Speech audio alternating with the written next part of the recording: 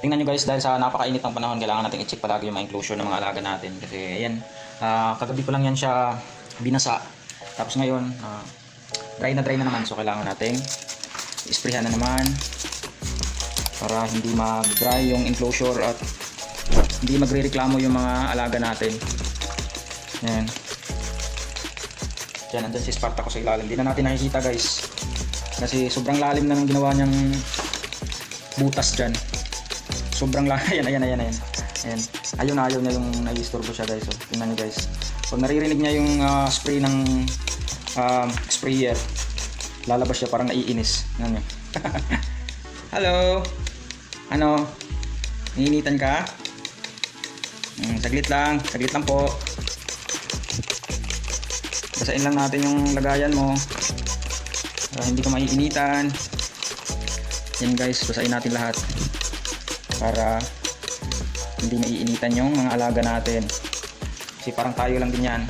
Habang tayo ay nagpapa-aircon sila, wala silang ganun. Kaya kailangan natin, obligasyon natin na ibigay sa kanila yung komportable na bahay.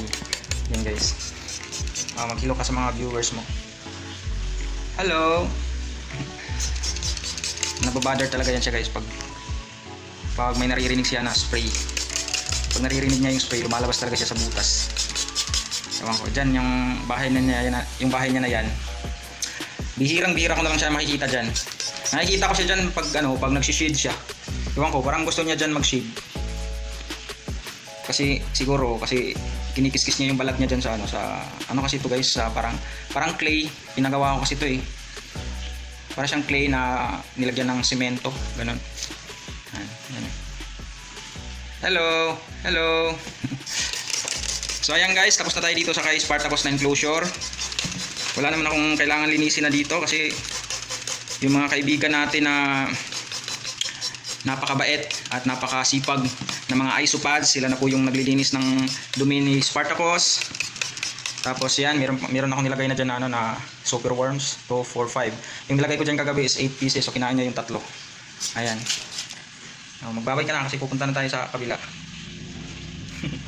Di ba guys, napaka-cute niya guys. Napaka-cute mag-alaga ng leopard gecko guys, promise. Ayan. Alright.